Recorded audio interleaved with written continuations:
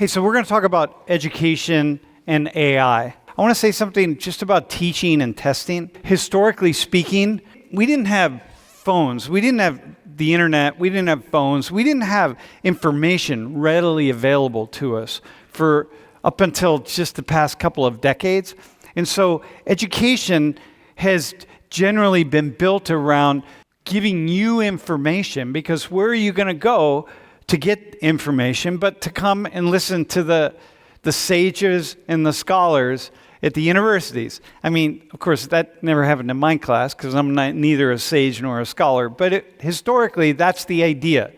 You show up and somebody imparts on you wisdom and ideas and knowledge. You write it all down, you memorize it, and then you move on with your life. And so it's about information. And then you take exams. And the people who do the best on these exams, then they move on to different career paths.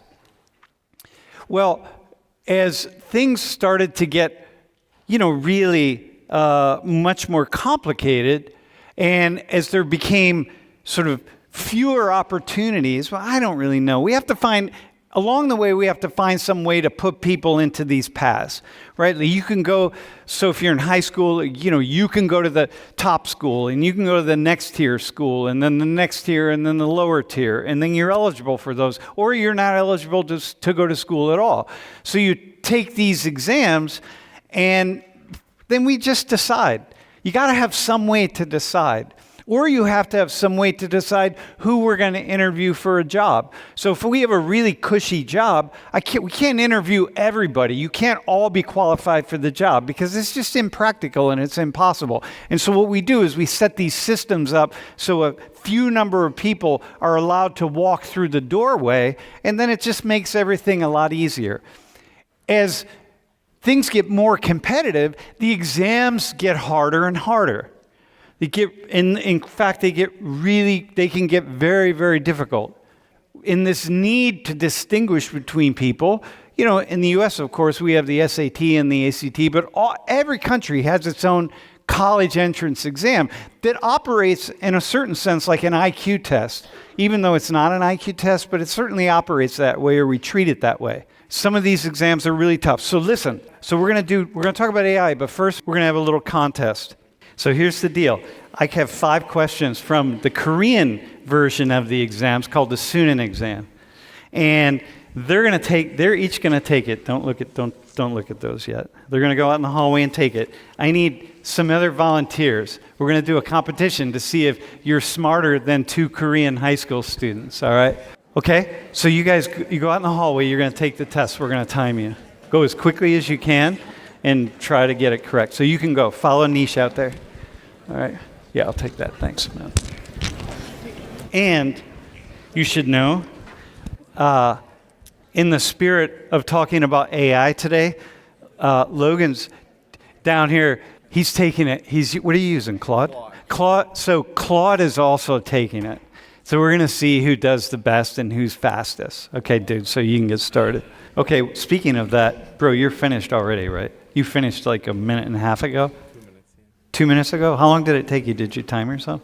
About 3 minutes. About 3 minutes? Dude, I won't let them know. All right, let them just dream out there that as they're sweating away. Claude killed it. Well, we'll see. I don't know. Do you think you got them right? You don't know? Hey, could you have a piece of paper you can write your answers down and then we'll grade them? Hey, by the way,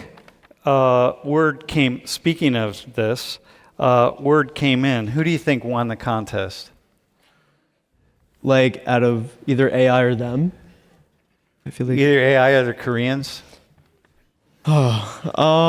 Claude or the Koreans? Who do you think? I feel like the Koreans won. I feel like Claude won because he was done in like 3 minutes. I gave my neighbor more credit, so I think the Koreans. The Koreans? What do you think? Anyone but Koreans. ABK? Yeah, well, it was Claude. Yeah, Claude's the only... Yeah, it was Claude. Runaway, dude. There it is, right there, my friend. 5 out of 5 in the fastest amount of time. Yeah, it's pretty amazing, actually. That really says something. You know what I mean? I mean, right here, think about that. And so when you think, this isn't just about doing it in the classroom, this is actually doing it out into the world. Like, why wouldn't you do that? And why would I try to compete with that kind of intellectual power? You understand what AI is, right? I mean, fundamentally, it is about reproducing the human mind. So if you can get 10 minds, you can get 100 minds, 1,000 brains, 1,000,000 brains, 10 million brains, you're going to use that. And then not only do you have that, but you have then take all that power and put it behind robots that we create. And so if you can put that behind robots, then you get robots to do pretty much anything at all. We get robots to run around the room and hand out microphones. We don't need anybody. You need nothing. So this is artificial intelligence. This is where we're going at 2 levels. And it's really exciting on one hand.